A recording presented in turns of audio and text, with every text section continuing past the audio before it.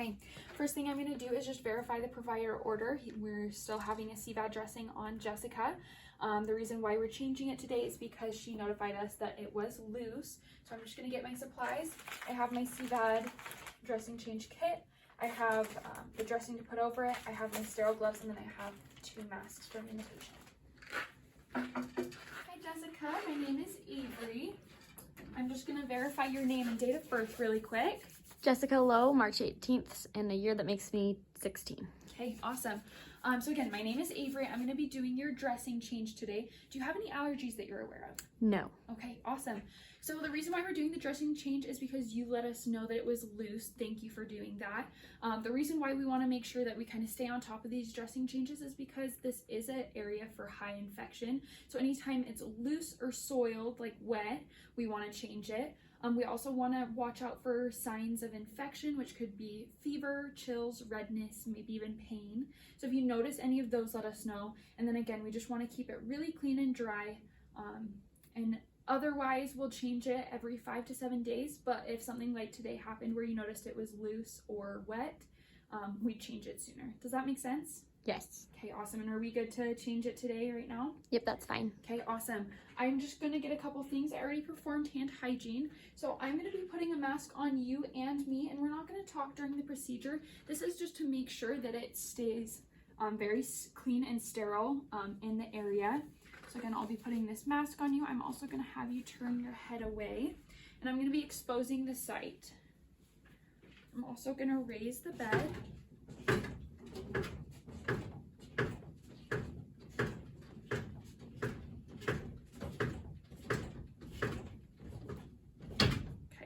Put on my mask, and for the sake of this pass off, I will be talking, but normally I wouldn't be. So the first thing I'm going to do is perform hand hygiene and put on some clean gloves before I take off this dressing.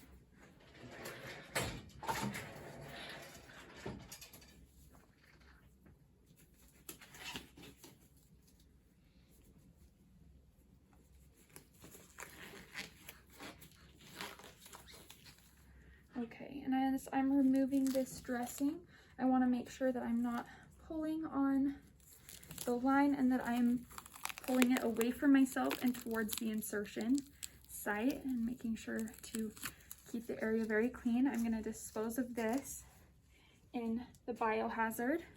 I'm noting that there's no redness, bleeding, anything concerning. If there was, I would let the provider know.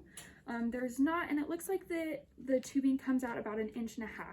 So I'm just going to take note of that, and I'm going to get my supplies ready.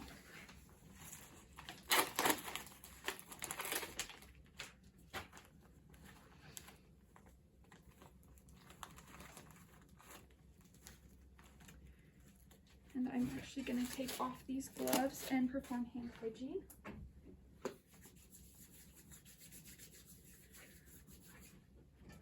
I'm just going to position this closer to the patient.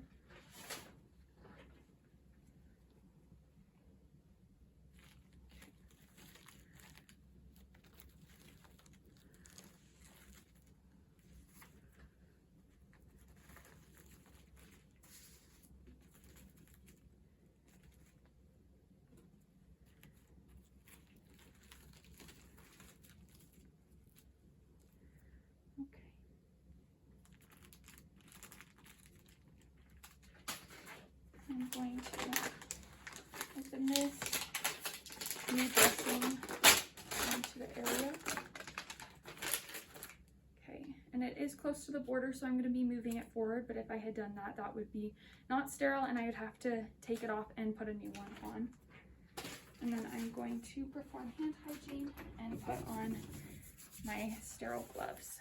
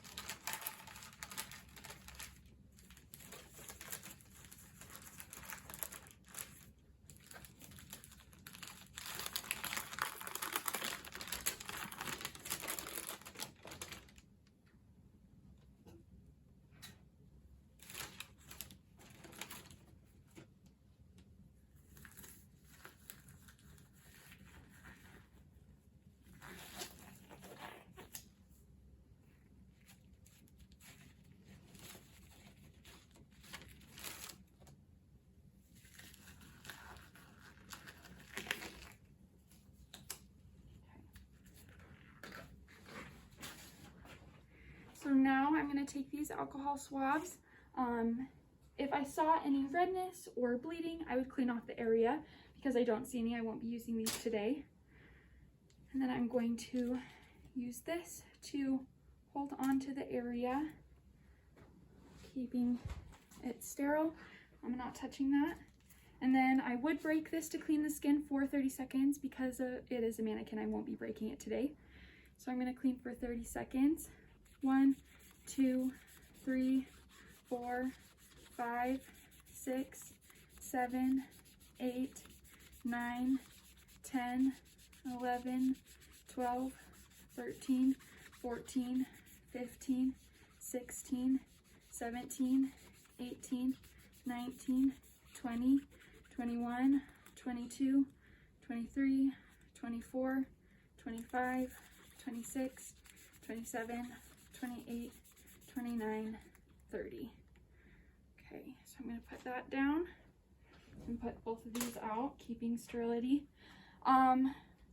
I would, according to hospital protocol, I could put adhesive cleansing on the skin or protective layer on the skin. I won't do that for this pass off. So I will take this and apply it to the skin. And once I touch the skin, I will no longer be sterile. So I'm going to make sure that this patch goes on the insertion site and that the port is able to come out in that area. And again, now I am no longer sterile as I press that down. I'm going to take these off.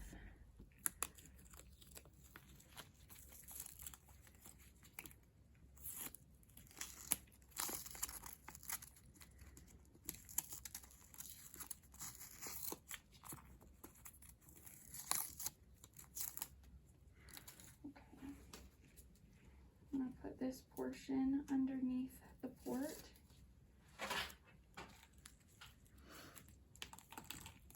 And as I was scrubbing, I made sure to scrub in the area and size where the patch would be placed. At this point, I am going to get the label and make sure I write it down, not on the patient. So I'm going to write my initials, the time, and the date, and I'll put that on the patient. I'm going to put it on this side to make sure not to add any extra adhesive to the patient, not to occlude anything, and also maintaining the site is clear to be seen. I'm going to take off these gloves and perform hand hygiene. And then I'm going to dispose of all of my supplies.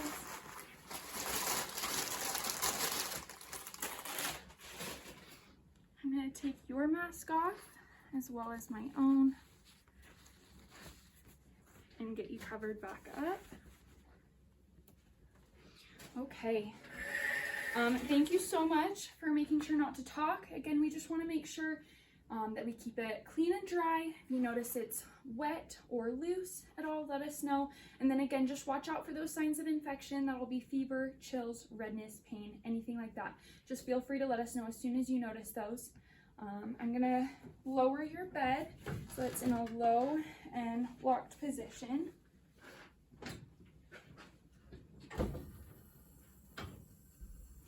And then I'm gonna leave those two side rails up. I'm not gonna lift up this side rail, otherwise it'd be 4 side rails and that would be a restraint.